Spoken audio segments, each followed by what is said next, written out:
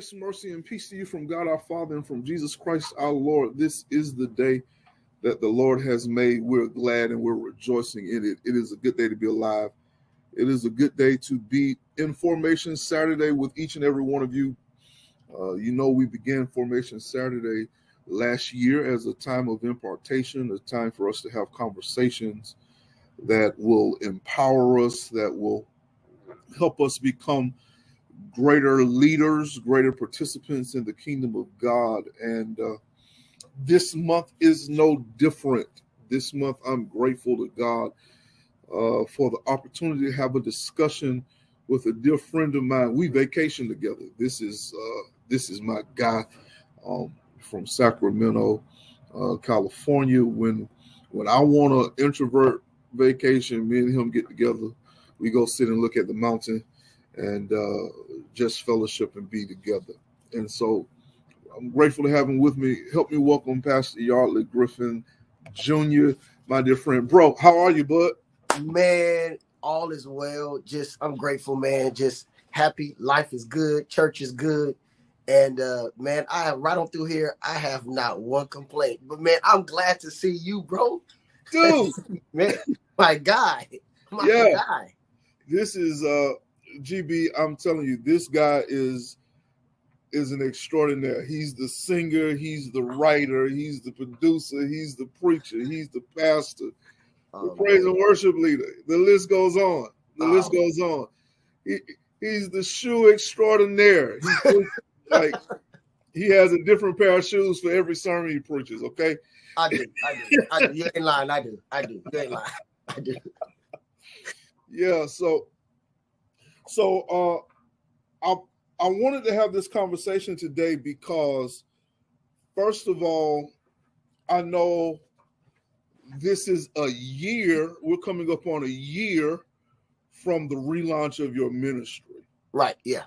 And so with some things going on in our church, we relaunched our sanctuary worship a year ago. Okay. In November. And so we're kind of a year in, and I know you're reevaluating some things, thinking through some things. Yeah. I'm doing the same thing. Our state of the church is coming up in November. Okay. And so I kind of just wanted to have a conversation around that and let GB eavesdrop on how we talk when we get together.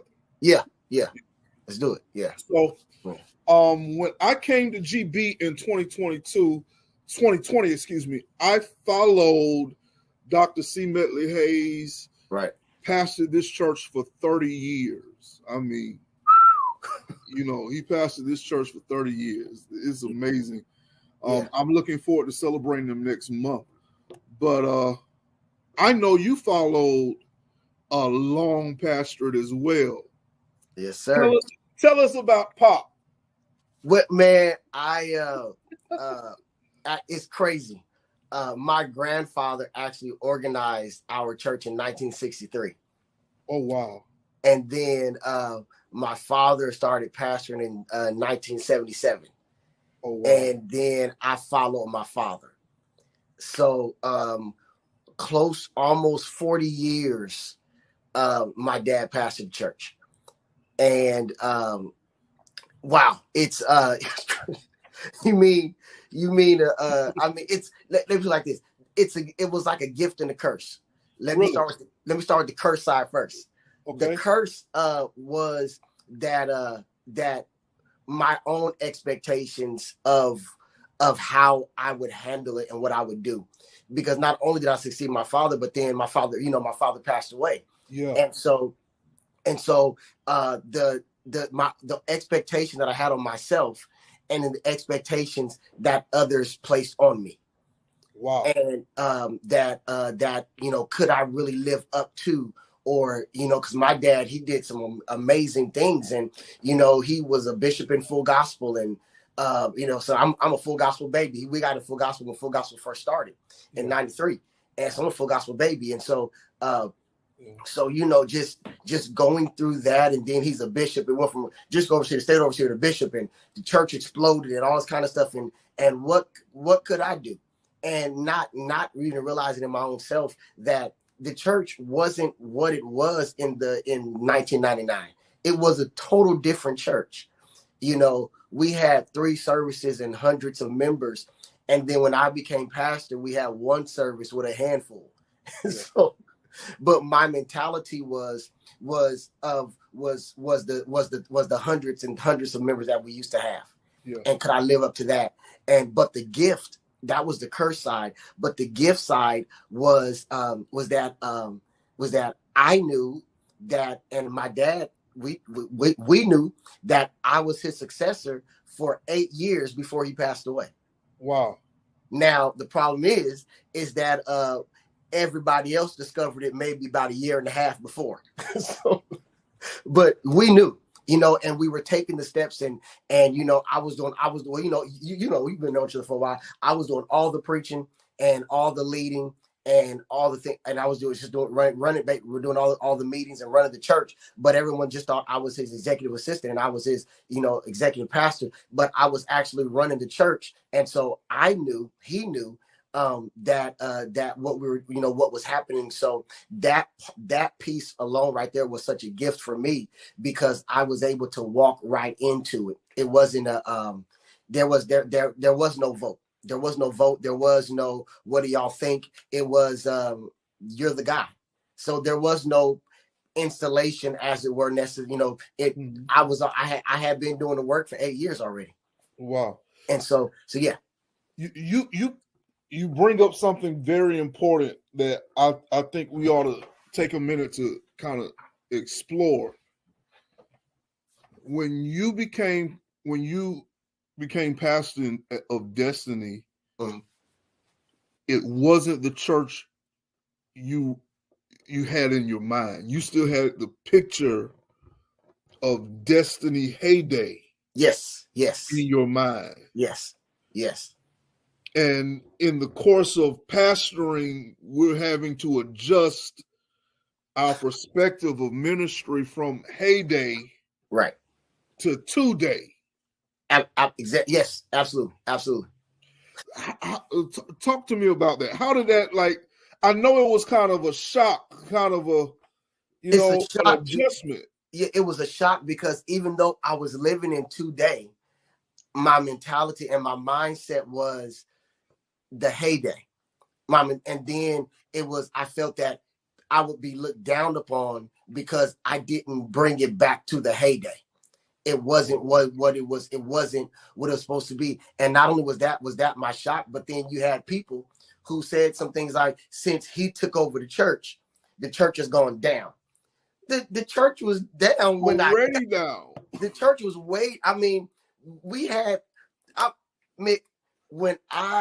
my first day of the church, my first official day as pastor, the first Sunday of October in 2019. Wow, it's really, wow. I didn't realize this. Yeah. First Sunday of October 2019, my first official day as full-time pastor of church. Man, our church sat 500 people. There were 33 people there, and I was announcing to them that we had to leave our location. We had nowhere to go. That was my first day. Oh, wow. My first day, we had nowhere to go. We had to leave, and my first pastoral comments were, I have no idea where we're going. But in 2 Sundays, we have to be in a new location. So that's that. So I mean, it seems like from that day to today has been it feels like it's been a whole lifetime since then. But we don't give ourselves the opportunity to really grab of what we're really walking into. We're not walking into what it was. We're walking into what it is. Absolutely. Yeah. And I had to step back, and I thank God for my wife, man, because she kept saying, you're not your dad. And then she just told me straight up, she said, babe, dad didn't leave you with nothing. Dad didn't leave you with nothing. I can hear her saying it. Yeah. Dad leave you with nothing, you know. And then to understand that that wasn't a knock on him. That had nothing to do, because I mean he did everything that he could, and to try to bring it back to what it was, whatever. But it wasn't for him. It wasn't for him to happen. We all know God, God does what God does. And so I had to learn to accept that without feeling like I was disrespecting his memory, nor disrespecting everything that he built. But understand that God gave me something. And he gave me an amazing gift, and he put it in my hands, and he said, now it's your turn. It's your turn. It's your turn. And so I had to grab that and grasp it. And so it was terrifyingly scary, because I told her, I said, I guarantee you, Brian, I said, if don't nobody join the church in the next 3 months, I'm quitting. I'm giving up. I'm walking away, because that means I'm gonna go do something else, because I can go find the church pastor. I'm a candidate. I got papers. I can do something else. Yeah. And the Lord began to add.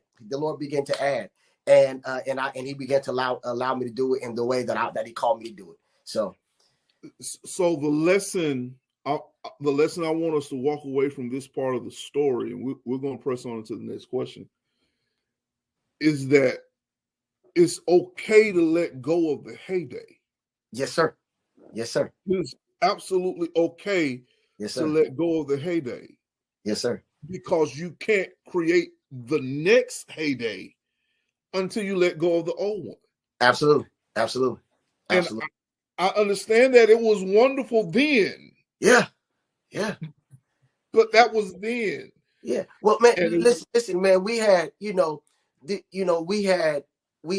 when conferences were popular back in the day, we had the conference with our lineup, Bishop Paul Morton, Marvin Sapp, Karen Clark, Dorinda Clark. Clark's is back to back, stuff like that. The end of the week, we have a concert. We had Fred Hammond come. We had Yolanda Adams come. We rented out the convention center here in downtown Sacramento, and had John P. Key come. We did it. John P. Key came to our church on a Sunday morning, just because him and my dad made friends. We did that. And that ain't happening no more. That ain't gonna happen. It is okay. And that's what it is. It is okay, because I realize, man, the current church I pastor, they're not looking for that. They don't care anything about that. I care about it, because I'm trying to redo and reposition. They can care two hoots about stuff like that, man. Yeah. So you want it, man. You ain't it. So not long after, 2019, I want to say is maybe 2020, 2021 up in there. 2020. Yeah, 2020, you make the decision that it's time to relaunch the ministry, to rebrand. Decided to just, hey, we're going to do away with all of the old. Yes. And we're going to launch something completely new. Right. What was the thinking? How did you come to that? Number one, terrified. Because this is not only, now they respect me as their pastor, they do, and I'm grateful to God. But I grew up with these people. Like, this is the church. I was born February 4th, 1979. I was born on the first Sunday. My dad was serving communion while I was born, because my mom sent him back to the church to do communion while she was in the hospital. Said he ain't coming.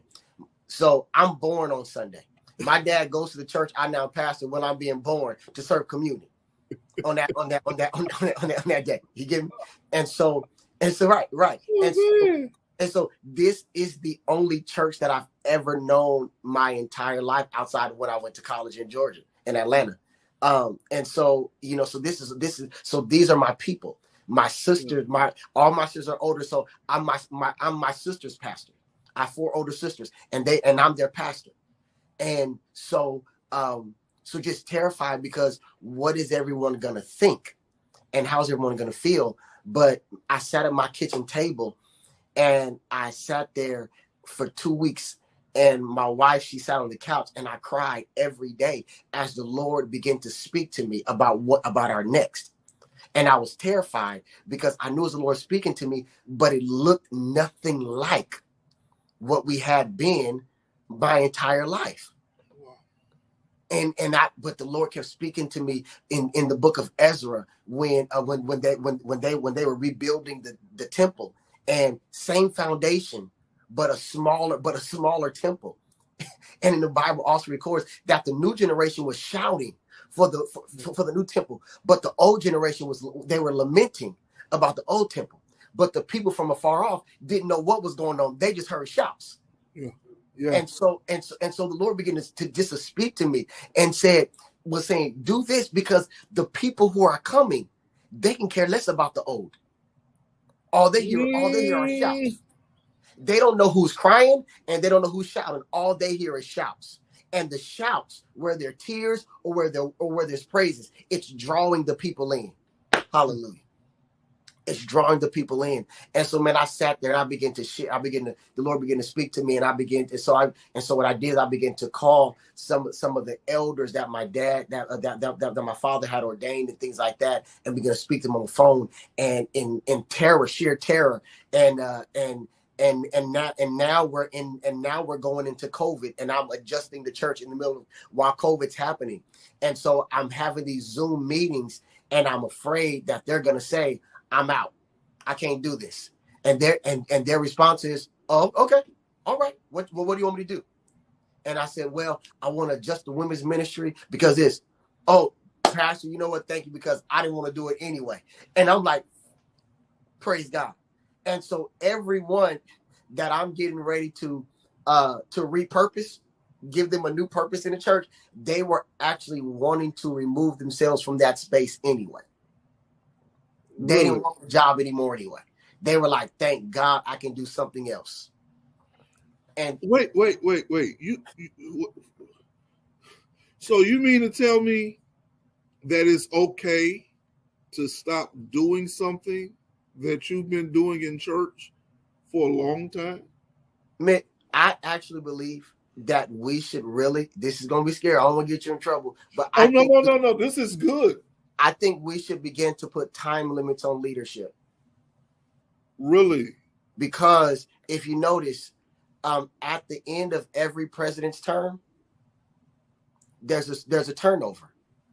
There's a turnover. New people come in, not because the old people aren't good anymore. They become repurposed, and the new crew gets an opportunity to operate in this new space because times change. And we have to be okay saying that, you know what, just because I can still do it doesn't mean I should. Maybe someone else deserves a chance. Maybe that deacon who's at the end of it should get a chance being the lead deacon, being a lead deacon this year. Because after all the deacons do is follow the words of the pastor and operate in that role anyway. That's their job. So maybe he can lead, maybe she can lead. And so I told them I want to put like a 2 or 3 year time limit, and then we'll come back and we'll look at what you've been doing. Find a successor. Find somebody who you think that would be good in it, and then you'll work with them. I'm not getting rid of you, because there's other areas that you deserve to work in as well. And so how about this? You tell me what area that you want to work in, or if there's a space that you say, maybe I want to try this. And they say, yeah, try it. See if it works. And if you say, I don't do that no more, come back over here and we'll see how we can fit you in back over here. But just try it. Why not? What is it going to hurt to do something else? And so I started repurposing people.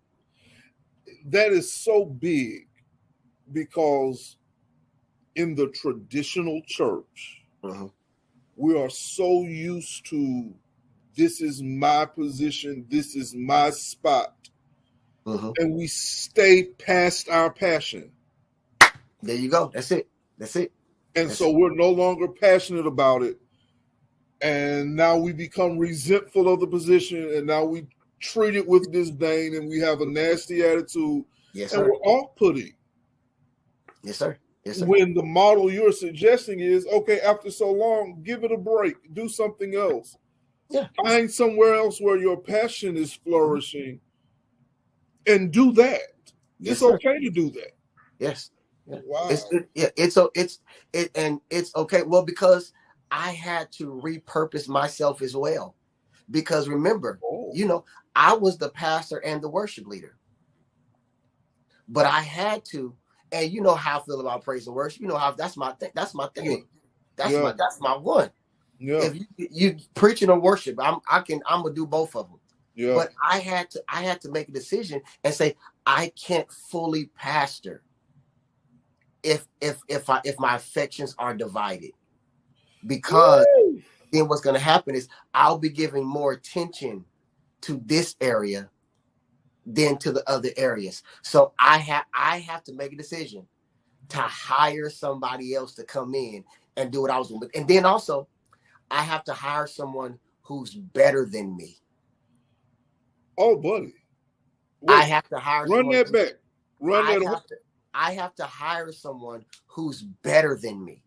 I can't go down and I can't keep them here because they're used to me. So I have to hire, and I have to be confident enough in what God called me to do to say I'm going to bring somebody in, but they have to take the church to a place that I couldn't take them.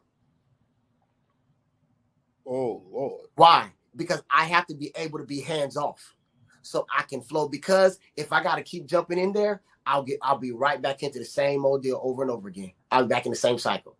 So I have to find someone better so I can disconnect. The church can go to a new place in worship that I could never take them.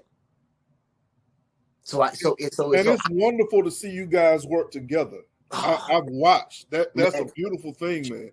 Man, that's my guy, man. He's from Chicago. Love him, man. He came to church and one Sunday and just left. He showed up and left. And then my musician was like, "Hey, you saw Kevin at church today?" I was like, "Yeah." I was like, "What is he doing?" He was like, "He ain't doing nothing." And then he left because he said when he came to church, the Lord told him, "This is the church I want you to serve in, not the pastor, but to serve the church." And there is a difference. Yes, sir. Yes, sir. Yes, sir. Absolutely. I don't need anybody to come and serve me. I need someone to come and connect the vision and mission. Because if you keep connected to me, when I make you mad, you're gonna be gone. But if you're connected to the mission and vision of the church, I can say what I want to say. You're just the conduit for me to hear God. That's it.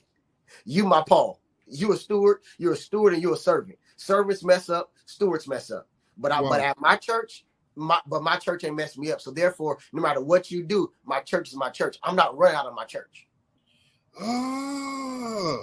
Yeah, I collect church partners, man, who wanna. I don't need anybody to come, Pastor. I want to help you. I want you to come and help your church. That's right. Come and help your church. So you just brought mission, vision, purpose into this. How is those things guiding the decision making as you're making these shifts? From destiny to destiny, the experience, as you're taking your hands off of some things and bringing some people in that can handle those areas. How is the vision? How is the mission? How is the purpose kind of providing guide rails for that kind of activity? Our purpose, our mission, our vision, it's everything. Everything that we do must line up with our purpose, our mission, and our vision. Everything that we do. If it doesn't line up, we don't do it. Simple as that. We don't have a food program because it doesn't line up with our purpose, mission, and vision. But one of my closest friends, his church has a food program. So my people so I have people who thrive in that area. So what I do, I partner with them and they go over to his church. And that's how we operate in that area. Because it's not a part of our ministry, because we've tried before and the people, they want to be a part of it, but they don't want to lead it. Oh, wow. So I had to lead it. And I said, that's not a part of my oil. I'm not going to be out. That's not a part of my deal. And that's something else I want to say real quick. I have to be okay with saying that I'm not that guy for that area. I'm not the guy to be handing out water and stuff like that and going out and feeding the homeless. That's not my area. And I'm not a bad person for saying it's not my area. But we can provide that ministry if we connect with a church who does that. And so what I do, so I send my people. And so today's Friday. That's what they are today. Wow. That's Friday. They're over there today, and they're providing, and they're feeding, and they're doing all kinds of stuff. And I'll go every now and I go and I'll slap some high fives and kiss some babies, all that kind of stuff. But I know that area of ministry is not for our church. And so if it's not germane to what God called us to do, then it doesn't work. Our church is more of a worshiping church where we make impact, and we pour into leaders. And we my ministers class is heavy with people who aren't even ministers. Right. but they just want to learn, and we do things on leadership, and we do things on giving and reteaching giving. That's what our church is heavy on. Our church is heavy on providing people with the God experience, so they would have a God encounter, and we major in identity. People understanding who they really are in God. Like last Sunday, I talked about hoarders. The other Sunday before, I talked about hoarders and how we hoard, and how we take advantage of people, and how we become, and how at church we become people hoarders. Oh, and we start collecting people. We collect individuals, and when people aren't on, and whenever we have a friend, we know we hoard people because we feel like our friends should do whatever we do. And if we create something without talking, then we put them on the board. And we're like, wait a minute, are we just friends? No, you're on my board because you're my friend. And so we're people hoarders, and so that's what we major in. And so it's really people having a God experience, people having a life experience, people encountering who they really are, and what they're really about. We talk about self-help in terms of how is God going to help myself, help me in myself, and things like that. And so those things, our vision and our mission was, what is it? Real is it? I believe it's it's escaped me. Real worship, I think, or raw, some real worship, real outreach, something like that. It's 3 R's, and then worship, outreach, and service. And we do outreach to help the community. That's what we send our people to. We worship and serve. We worship, and then we do service. And service is how we serve one another. And everything that we do, if it doesn't fit in there, we just don't do it. And so I've had some people leave. But I don't want, we don't do that. We pray. We have intercessory prayer where it's a demand on all of us to be there every third Monday from 7 to 8 p.m. Every single one of our servant leaders, it's a demand on your heart to be there from 7 to 8 p.m. And we bombard heaven, and we go after real hard. It's a demand on our intercessors and our worship team to be at church at 9:30 on Sunday, even though church doesn't start at 10:30, because they have to intercede and prepare for worship. It's a demand on them. And really? Oh yes. My musicians, it's a demand on them to be in prayer. It's a demand on them to be in Bible study at least once at in-person Bible study at least once a month. You got to come sometimes. You got to come. You have to come, because you and I both know I can't trust you to watch it at home. I can't. And we're doing discipleship. I can't trust you to do that. You cooking, you're not paying attention. And you and I both know our numbers on Facebook and stuff go up and go down because the phone rang, whatever, And no shade, but as your pastor, I need to be able to disciple you. Absolutely. And there's a demand on me, so I have to put a demand on you as well to come in. So if it's not a part of our mission and our purpose and our vision, we just don't do it. It 100% guides our church, 100%. This is very interesting because what you're talking about now is this war between preference and purpose. Yeah. This war between preference and purpose. I had our church say it in Worship Sunday that we must prioritize our purpose over our preference. Yes, sir. We must prioritize. I had to say it 3 times. We must prioritize. We're under the right that. We must prioritize our purpose over our preference. Man. You know, because just because we want it our way doesn't necessarily mean that it aligns with the purpose that God has given to us. Right. Yes. With the mission that God has given to us, with the vision God has given to us. It can be a great idea and not be God's idea for our church. Talk, sir. Yes, sir. Absolutely. You know, and we got to divorce ourselves from that mentality where because otherwise we're always going to bump our heads against a brick wall because you're going to get mad. Yeah.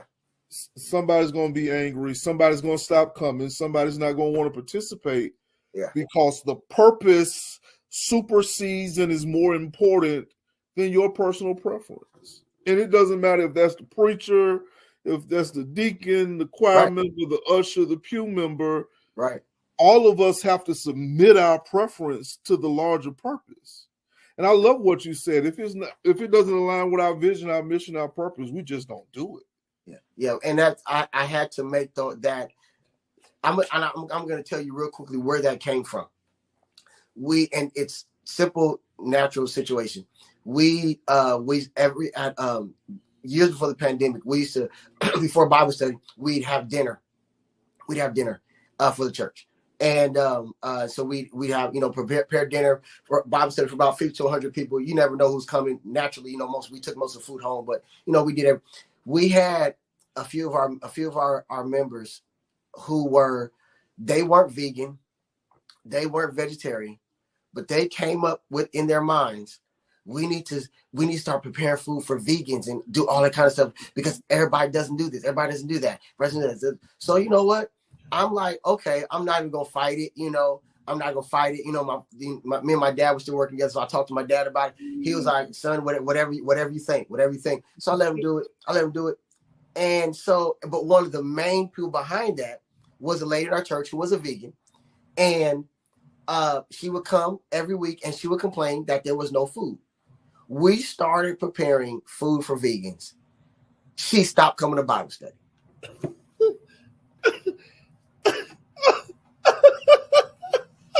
We never had, and then we had some people who were like, they were like, they didn't prefer whatever, but they were like, but we gonna eat whatever y'all serving.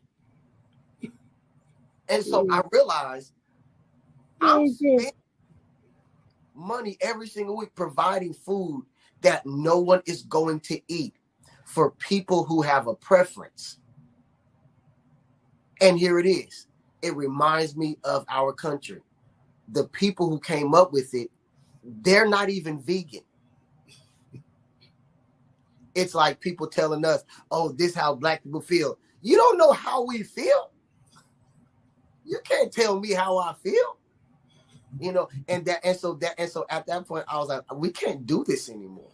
Okay. We can't continue in this as it, let me see, like I'm gonna go ahead and be ghetto. It's like I feel like I'm in a trap house. I can't get out. It's just inundated with just foolishness and just crazy stuff. And just, and so at that point I began to just cry out to God. I said, Lord, I don't want to mess stuff up, and it was easy. If it doesn't fit with what we're doing or where we're going, then just don't do it. Just don't even try. Just let that, let that happen. And somebody's going to be upset or whatever, but they might have just been looking for a reason to be upset. And they took that one and ran with that one. Yeah. So I'm trying to tell you. so you know. Oh, so you know too. Okay. All right. I'll be quiet. Well, people are people everywhere. Yeah, right. Yeah, sure. People are people everywhere. Sure. And I think one of the great challenges for the mature believer is accepting that I need to bear the infirmity of my weaker brother. That, or said another way, even if it's not what I prefer and is best for my church. You're preaching. You're preaching right. Preaching right now. You know, even if it's, you know, even if I don't like it, I can live without it. But it's better for the church as a whole. Right. Then I can support what's best for the church. Right. You know? Yeah. So you're switching the model. You're transitioning from Destiny Church to Destiny Experience. You're moving some people around. I love the word you use. We're repurposing some people. We're putting people in new places. Yes. You're taking your hands off of some things, and you're putting people who are more skilled than you in place. Yes, sir. To do what needs to be done. There are some people who are mad because they prefer certain things, but we're prioritizing purpose over preference. Right, right. What happened? I had some very, very key people leave. All because we are prioritizing purpose. I'm gonna use that now. Prioritizing purpose over preference. And then, but also, not just that, we're also prioritizing purpose and performance. How in your role, are you performing in your role? We're prioritizing character and then chemistry and competence. You know those 3 C's: character, chemistry, and competence. Bill Hybels. Come on, my friend. We're also prioritizing not just character, but competence. Do you know what you're doing? Are you really good at this? Or have you just been getting by just doing it because we love you so much and we don't want to lose you, or you pay good tithes? You know, and then the one that I hinge on a lot. Do you have good chemistry with the people you work with? Are we always fighting? Do I always have to come referee fights with you all? And so I had some people to leave. As a matter of fact, when our church has always been heavy on prayer and intercession. And so we had an intercessory team, and they were good, but they were a tight-knit group, but they wouldn't open up to the church. They were like real selfish. Like, I didn't even know when they prayed. Like, during the pandemic, they had a Zoom, and I was like, "Oh, the intercessors are Zoom prayer." No, we don't want anybody to know. And I didn't even know when they was praying on Zoom. I'm the pastor. I didn't even know. They using my Zoom passcode, and I didn't even know. I didn't know when they was praying. And so, what I decided is that we had to make, when I was making the adjustments. I went on and the Lord spoke to me, and then things just began to happen. Now, and I didn't get rid of our intercessory leader. What I did is I just put someone over that area, over the whole area. And when I did, the lead intercessor got mad and said I could have told her that I was removing her. And I was like, well, I didn't remove you. The problem is that you haven't been at church nor been around for like 2 months, and I didn't move you. I was just putting somebody over the whole area. That's all I was doing. But you can go ahead and be thou removed. so they just left. And then, but when that happened, she left, and then her 2 or 3 or 4 people left and went with her, which was basically my dad's intercessors, the ones who have been backboned all the time. But not only that, but then a whole lot of money went with them. That was a nice chunk of change that left with him. But I had to make a decision. What was more important? What was our priority? Health or wealth? Ooh. And I made a decision. I said health. Now we lost a chunk of change, but I said I have to trust God. I have to trust God in this moment and do what the Lord tells me to do. And so we had some people to leave. But what happened is, I can say today, our church, the spirit and the vibe, if I could use that term, of our church is one. It has made a 180-degree turn. It's just flipped back. It's flipped the other way. We're totally different than what we were with, because they became a hindrance because we didn't know how we were praying, because our prayer team weren't praying for the overall. They were praying the way they wanted to and when they wanted to, and they did it when as their preference, and not as a priority for the church. And I don't need you to call me and ask me what I need prayer for. Let's work on the church stuff. I'll let you know we want to pray for your family. Me and my wife, we pray all the time. I need you I need you for the church, you know. And so it was tough because it was people that I thought wouldn't leave. I thought they would, and not that I won't say they had my back, but I thought they were mainstays, and many of the adjustments that we were making was some of the adjustments that they have been screaming and crying for years. And thank God I didn't do it for them, and thank God we didn't do it for them, but it was things that they want to be much more progressive and things like that. And but I'll be honest, it hurt for about 3 days. But, you know, on the third day, Jesus got up from the grave. And so got up. That third day, I got up and I got up and I washed myself. I took the sackcloth and ashes off, and we've been a better church. We've been a much better church. And I've watched, and I know that Destiny, the experience, is growing. Yes, sir. Yes, sir. It is growing, and we're not just talking numerical. We're talking spiritual and numerical. Yes, sir. Absolutely. Absolutely. Now he's GB. YG2 is a wonderful praise and worship leader, but he is a preacher teacher. Yes, sir. And one of the pastors that I sit down to listen to often is him on a Wednesday afternoon when he's doing his midday Bible study. It is second to none. He's expositional all the way. Wow.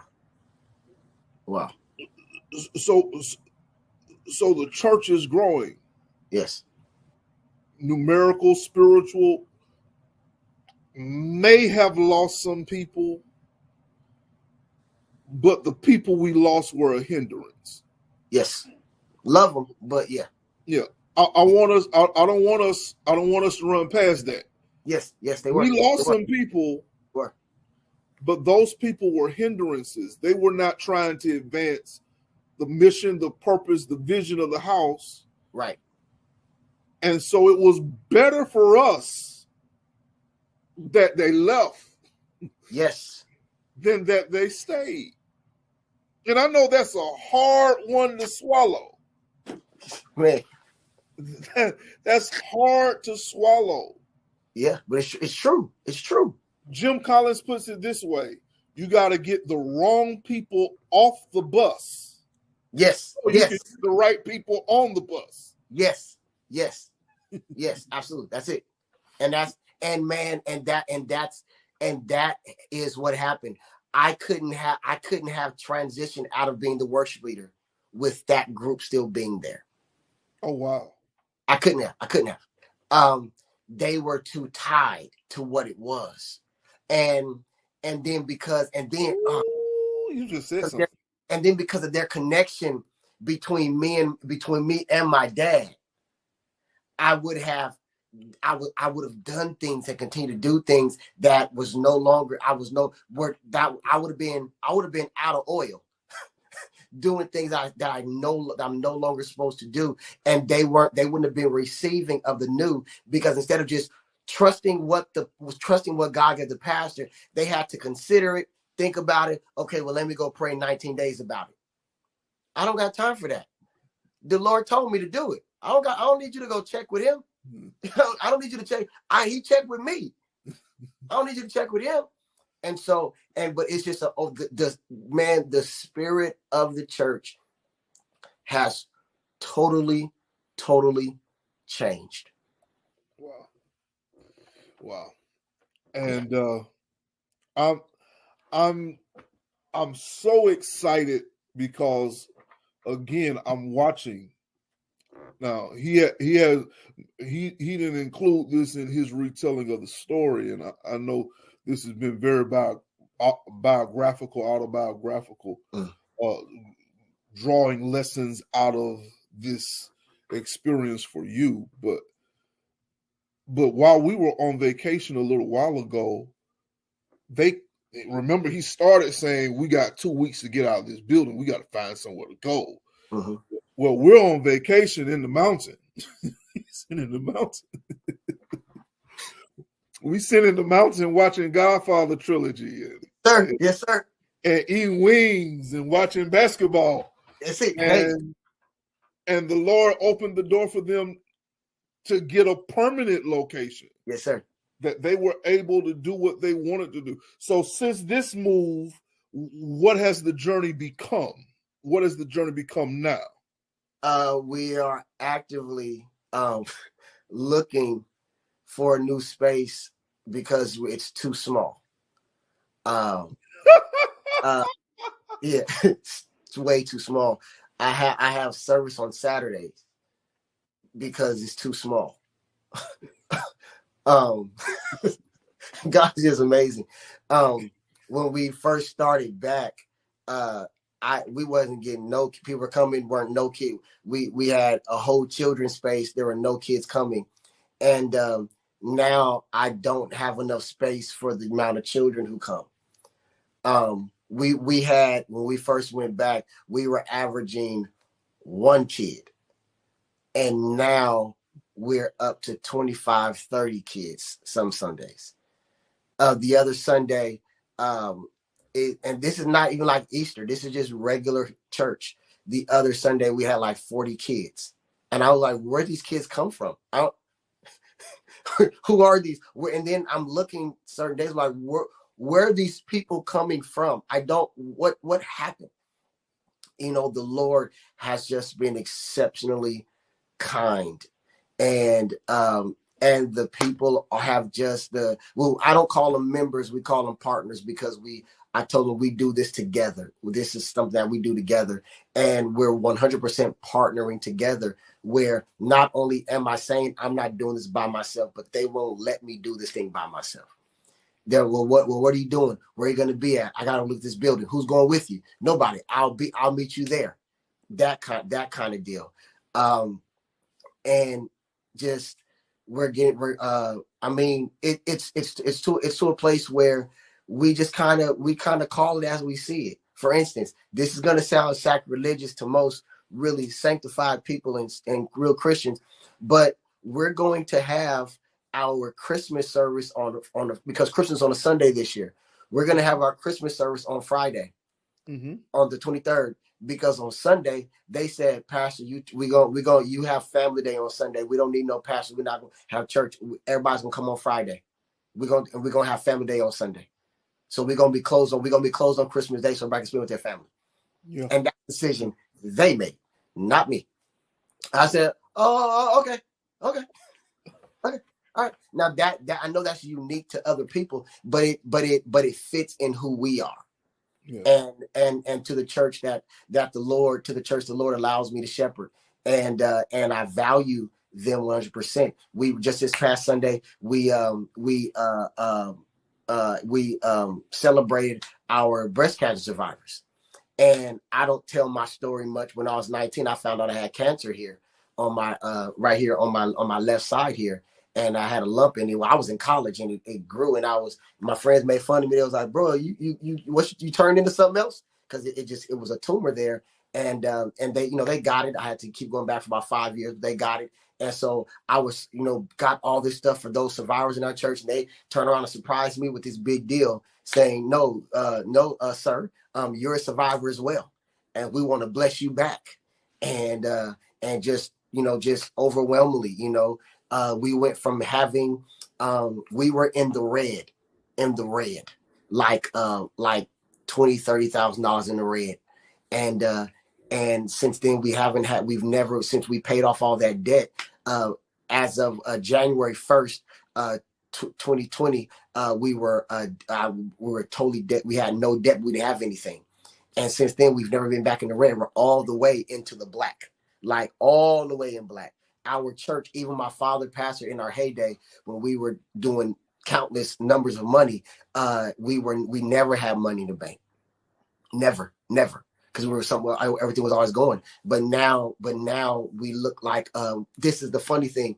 When we first started putting money in the bank, they froze our account because the bank was saying there's something wrong. There's something wrong.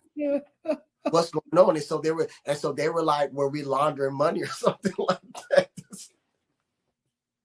Because we never, so I had to go down there and do all this kind of stuff because, and our accounts were froze for like 2 months because they wouldn't release it, that we didn't need anything, but they would release it because this wasn't our norm. We've been with this bank for 20 something years, and we never kept, every time money went in, it was just going right back out. They never experienced money just going there. It's just going, and it's like, why isn't anything coming out of here? What's going on? And so they froze us. And so, but man, the Lord has been exceptionally kind, and we're growing. I just ordained our pastor of intercession and prayer, and ordained her, and just, just that she's got that area going. We got our worship leader now, getting ready to hire another musician.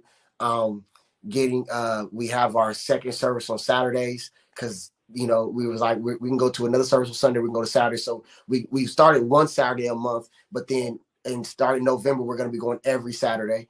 It's just, and we finally had baptism for the first time since 2019, and this past Saturday, and just actively looking right now for a new location. And I want to make I want to raise something from what you shared, and then I'm gonna ask you a big question, one of my favorite questions. Okay. Notice that this explosive growth didn't happen until those people who were hindrances got out of the way. Yes, sir. Yes, sir. And let me say this, and I love them. I love them. And it's not that we don't love them. We love them. But see, this is the deal. The caveat, they had to go. It's just like, let me raise this, man. This is tough. This is always tough for me. And I've said it personally, but I've never said it in a public fashion. In order for our church to succeed, my dad had to go. We talked about that. Yeah, no, that's what I said. We talked about it. We talked about that. Yeah. I rarely say it in public fashion because I don't want anybody to feel it. Because, well, you know how I feel about my pop. You already know that's. Pop. Yeah, that's I'm everything, man. Yeah, my dad, everything in the world to me is my father, and carrying with me every single day. But he had to go in order for our church to succeed. One of my members said the other day, our partner said the other day, her name was Josie. She said, Pastor, Bishop wouldn't have made it through the pandemic. The church was just being closed. He wouldn't have made it through the pandemic, but she was right. Man, my daddy was crazy. She was right, because he would have been trying to force us to have church when they were closing church down. Here in California, they shut it down. If they were riding through parking lots, and if there were too many cars and they were coming in, shutting you down. That's how they were doing in California. Wow. And but then I looked at it. I looked at the fact that Elisha got Elijah's mantle when Elijah went up. Would have never got it if he stayed. The disciples didn't become apostles until Jesus was gone. They weren't able to fully operate until Jesus was gone. And so it's not that it's a bad thing. It's just it's a necessary thing. Necessary. The predecessor has to leave so the successor can have some kind of success.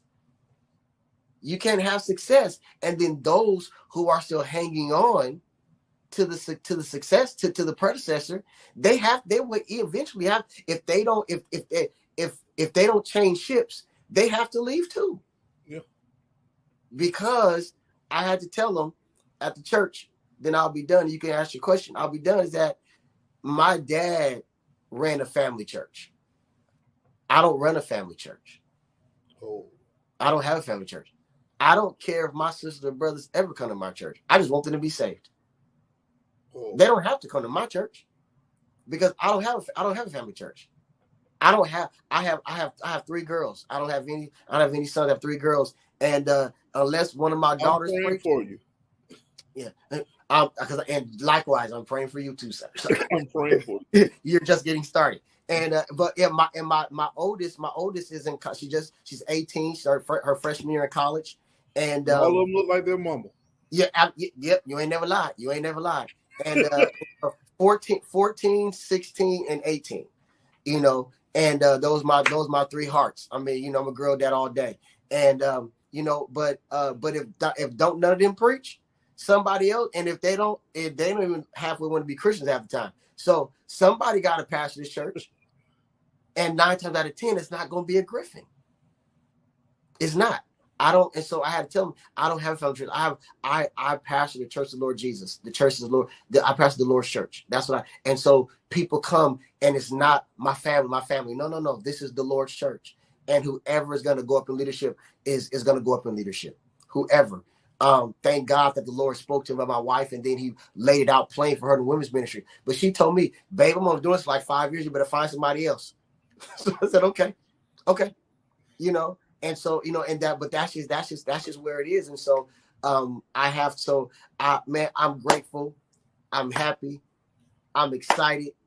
I'm just, you know, and you, my bro, we got to do another vacation again. Dude, we have to. Soon. So here we go. Frankie Person, go ahead, man. So here we go. Bishop is sitting in the office. Listen, GB, you don't know what happens in the pastor's office for good reason. You know, the most hilarious person in the world was his dad. Like, we sit in the office and cry laughing. Yes. So we go back to the office. Bishop says, I'm making you executive pastor. Knowing everything you know today about this journey, about pastoring from the years you spent with Bishop all the way to today, knowing everything you know, what would you go back and tell yourself on that day? Wow. I would go back and tell myself that day, be free to be you. Wow. Be free to be you. Oh. I spent a lot of time trying to morph into something that I thought during that time. Now, preaching wise, I have found my voice. So I found my voice by that time. But in terms of leadership, when I tell you for about 6 years, thank God my dad was still with me. He let me lead this church every which way but the way that it should have went. Every time I went somewhere, I bring it back and I change it around. And he would just let me do it. And I would come back and I would just switch it up.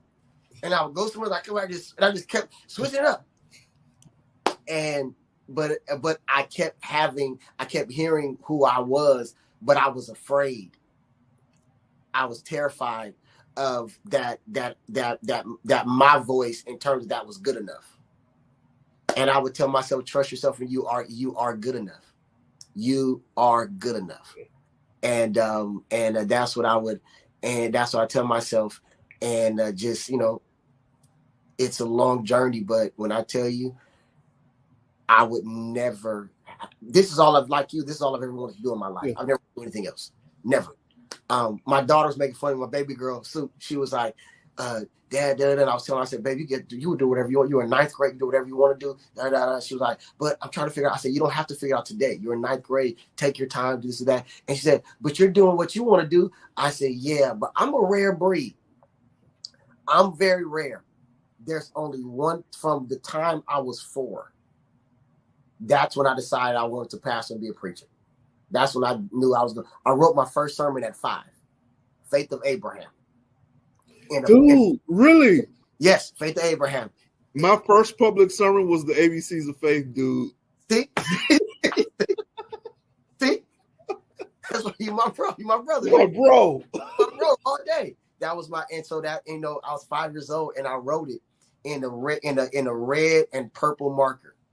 Oh, my first sermon, red purple marker, Faith of Abraham, and from Hebrews 11, because I read early. So Hebrews 11, and I read my first sermon, and so that's all I wanted to do, and so we're rare in that. Most people don't get to do that, and then do it for free. Yeah. But then also later on get paid, but get paid and be able to live and take care of our families with it. But for most of my life, free. Most of my life I pastored the first 7 years for free. I mean, free of charge. Yeah. And but I wouldn't take it back, and then I wouldn't take the journey back. It's been such an amazing journey so far. And I mean, I have years to go, but so far it's been such an amazing journey. And I finally feel like I'm okay. I finally feel like I'm okay because I'm trusting the God in me, and and what I just said, I'm trusting to do it the way that I'm supposed to do it, not Jasper Williams or Ralph West, not Paul Moore. No, the way that God gave me to do it, and I can pick things up. But my voice is good enough in every area that God gave me. So yes, sir.